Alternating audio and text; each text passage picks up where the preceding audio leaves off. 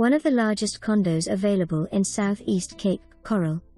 This turnkey 2/2 unit boasts over 1,800 square feet with 2 living rooms, updated kitchen, dining room, spacious lanai overlooking the intersecting canal, inside laundry room, 2.5 baths. Remodeled kitchen has granite counters, new cabinetry and appliances. Condo has been repainted, air conditioner, carpet, ceiling fans are all newer and have remotes.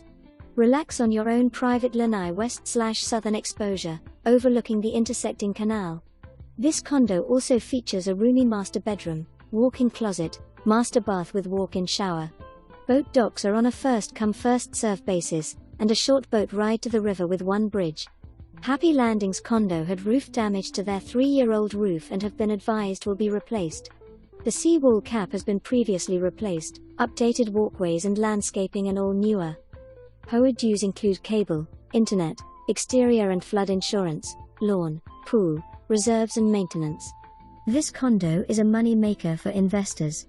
Jan, February, March vacation rental that must be honored. Monthly rentals allowed 12 times a year. Close to shopping, restaurants, and walking distance to 4 Freedoms Park and Bimini Basin.